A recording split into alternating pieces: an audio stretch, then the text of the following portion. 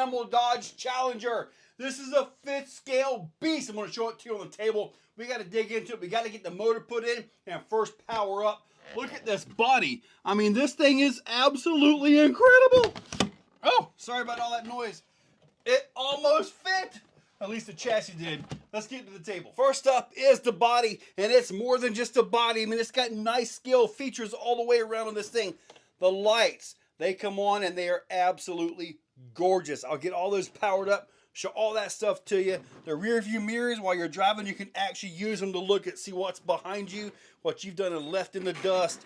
See this right here? The body clips on right here. These are like cabinet clip-ons, man. Boom, pop it on. These are your connections. All your wires, all that stuff go into here, but there's nothing from the chassis to the body. These connections right here get it done. This is beautiful. Holy moly. And here we have the chassis. Dudes, look at this. That is a big piece of carbon. It's a 2-piece. It's put together right here, but that is a lot of carbon, isn't it? That is a lot. And yes, this disc brakes, one at each corner, okay? So you actually have wheel brakes on this thing. This servo right here, this is your line lock. This will lock the front, but let the rear sit up or run open so you can do some burnouts. And I'm gonna tell you guys, I'm gonna smoke these tires pretty quick. When they first released pictures of this thing and all that, they had to go back to the drawing board. They gave us full suspension, which we absolutely had to have. Steering, nice. Look at all that. I mean, actual wheel brakes. I'm going to take one of these wheels off and show the brakes to you. Absolutely phenomenal. 100 kg servo for the steering. For this being a 2-wheel drive, that should be more than enough. Here's your servos. I already showed those to you. This is the business end. Let's start with the axle shafts. These things, diameter 10 millimeters. These shafts, 10 millimeters. This is a 2-wheel drive car, okay? This is phenomenal. Let's look at these brakes right here.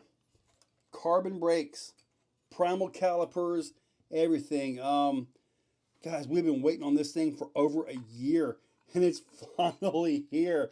I mean, just look at all this. This thing is beautiful. Okay, this is obviously the electric roller. It comes with a GT5. You guys know I like the GT5. I really do. And I believe it's already set up with everything that you need. Now, if you're looking at this green hub, that is actually a Vidavon Creighton 8S wheel nut. They fit these just like the Raminator, so I guess I got to get more green ones. But yeah, look at all this. You're probably wondering what I'm going to power it with. Hobbywing Max 5 G2. This is 12S capable. The motor, 800 kV. Also 12S capable. Now, to get all this stuff in, I'm going to have to do a little bit of work, but first I got to show you something about fitting batteries. I tried batteries that I had. These are some Z's, normal 4S. I'm not sure what batteries they were using in this, but these don't actually fit. They won't fit down into there. Now, I found some batteries that did fit down into there, like the Rapids, except for they're too long. I did come up with a fix for this, and it's going to require a little bit of work. Let me show you. To fit this big 800 kV motor in, it looks like I got to take this bar off right here, which is fine because I got to countersink and put some flush facing bolts in here, or some bolts that come all the way into it. So I got to do some work on that. I'm also going to pull this out. To make these batteries fit, all I've got to really do is take these tabs off on the sides. 1, 2, 3, 4. I'm not sure what batteries they were running with this. I mean, they obviously have a battery that fits this perfectly, but the batteries that I have need a little bit more room. Are you going to have to make these mods to yours? I doubt it. I don't know. You may have batteries that go right in, but I kind of need to make that mod to fit the batteries that I currently have without having to go buy more batteries. Okay, so I've got these countersunk. If you're going to do this same mod to yours, it's a 5mm countersunk bolt. 5mm, I'm not sure the thread. I think it's 0.4, something like that. But that's the bolt you need for that. And these right here, Now underneath the pad, I'll show you in a second, I did take these off, wire wheeled them, took off any burrs and all that. So these right here are ready to go. Let me show you underneath the battery pad. This was in like this, okay? This one is adjustable. It was all the way out already. So you can adjust it in for the shorter batteries, but I didn't have any adjustment out for the longer batteries. As far as side to side goes, I made these pieces right here. These will just simply glue in just like that and actually secure the batteries. So I will put these available on the website in case you're doing the exact same mods to your car. You can pick these up. They will be cheap. Woo! Check that out. Now everything fits beautifully. These are TPU, by the way. So they are definitely a TPU. The straps fit in there. The batteries are nice. Everything looks good. That'll be pulled down. I do have a little bit of room this way with it, but I didn't want to adjust that to fit just these batteries. I want to fit other batteries in here. So I'll just use a little bit of foam down in here to lock that into place. No problem at all. But yeah, that works beautifully. With that done, now it's time for the motor, and it just simply slides right in. It does come with a pinion gear, and I will be using that gear that they sent. It comes with an 18-tooth pinion gear. This is a 25, and it's very close. So chances are good a 24 tooth will go onto this to gear it up as maximum as you can. But for right now, I have the 18 tooth that comes with it. It's time to get to the ESC. Now the ESC bolts in place right here and here. We also have a problem. The G2 motors that I'm trying to use here doesn't fit. There isn't enough room to make this go.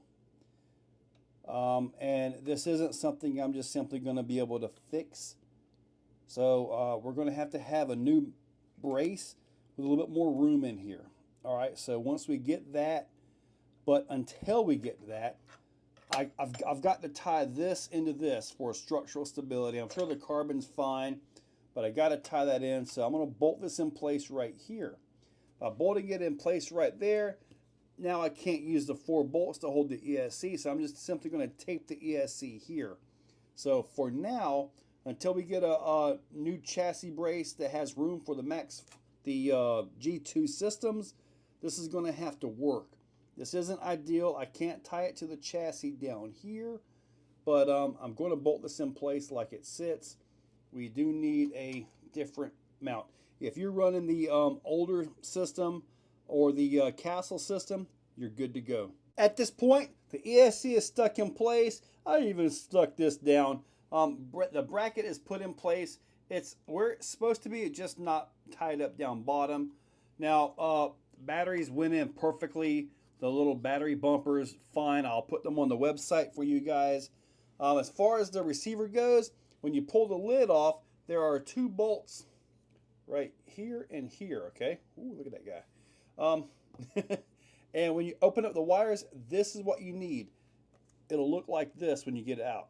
All right, plug your ESC into this because they had to put a splitter on this because it runs to your throttle servo right here, which is also your brake. Now the steering and all that is all set up. I've got everything calibrated. It's ready. I'm gonna go ahead and turn it on for you guys and give it a quick spin up because I know you guys want to see this, right? And here we go. It is on. All right, now keep in mind, this thing does have a really nice gyro in it. It's not turned on. I'm going to show you real quick how to turn that on, but it is ready. It does have a nylon composite spur gear, so hopefully it'll be kind of quiet in this quiet room environment. Probably not so much. To my ears, it's not bad. I don't know what you guys are hearing yet because obviously I'm not editing. What's going to be really neat is it's 2-wheel drive, but 4-wheel drive braking or 4-wheel brakes. Now, it's got brakes at all 4 corners. You guys saw that. This right here is on the button right there. So you can do this and actually lock the front and do a burnout. Now, I wouldn't hold it that way for long. You could burn the servo out because the servo's under constant load. So get your burnout and let up. But what's neat is, now these are carbon rotors, okay?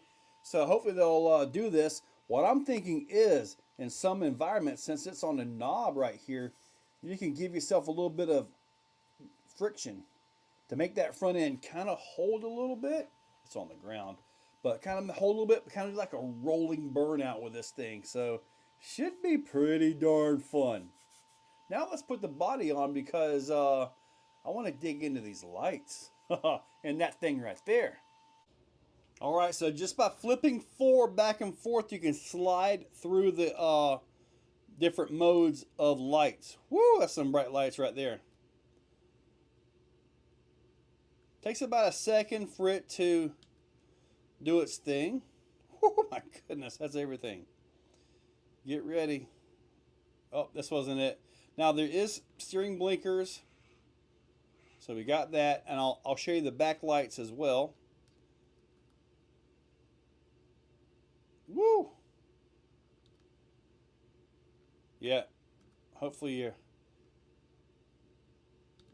Holy... Woo, boy. Let's look at the back end. Are you ready for this?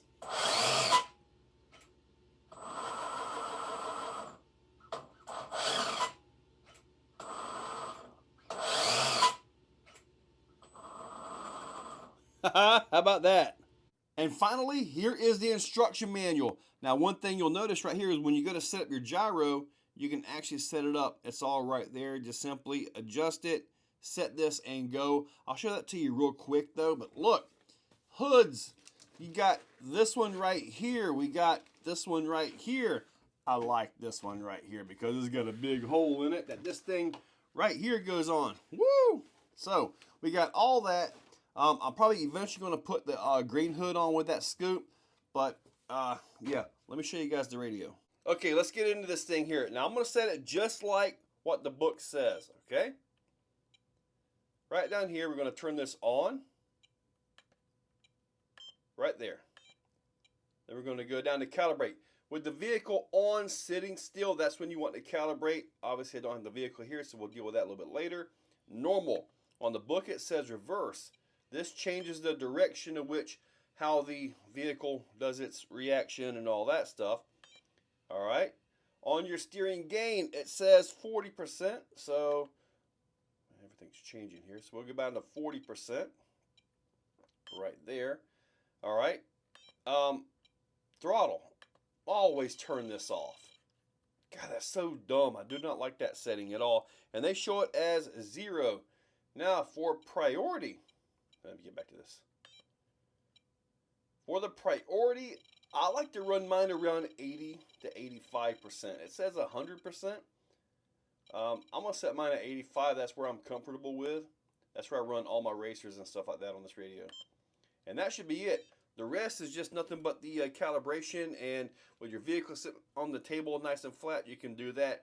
If you notice when you turn it, like if you turn the body like this, the tires need to get turned like that. Okay? If you turn it like this and the tires turn like that, well, you're really going to have a hard time driving. Hey, look, I got the body in here. It barely fit, okay? Couldn't get it with the chassis and all that, but I'm fine with that. Now, this thing is pretty much ready to go, okay? I do got to set the calibration up, but really all you got to do is go to the gyro setting, steering setting down there, and just, while the car's sitting there, just push calibrate and you're done. It's that simple. No special buttons or anything like that. The quality of the car is amazing. Did I have to make a couple adjustments to the battery tray? Yes, but that was for me. I do not know if anybody else is going to have to do that, but if you do, well, you know what? At least you have an idea of what to do to get that. Normal castle size motors or the older G1 style 56 113 motors, I believe it is. They'll fit perfectly fine. The G2s are a little bit longer because of the extra magnetic encoder style sensor that they run on this thing. So that's why that didn't fit. All we need is like 5 more millimeters of clearance right there. So I'm sure we're going to have some brackets made up soon for that. But regardless of all that, man, guys, I cannot wait to take this thing for a drive. I hope you guys are ready. I'm going to melt they're not here, but I'm gonna melt these tires to the wheel. Oh my God. Guys, check that description, link it up down below, use those links, hit that subscribe, ring that bell. You guys have a wonderful day. If you're still watching, you are top shelf. You are the cream of the crop, the pick of the litter. You are phenomenal. Thank you for watching to the end of the video. It means a lot to me. Now, down below, there are links for the products you see, also for channel memberships. If you guys want to be a part, channel members get early viewing on pretty much everything that I can. So, guys, check that description. There's a lot of info down there. Thank you all for watching.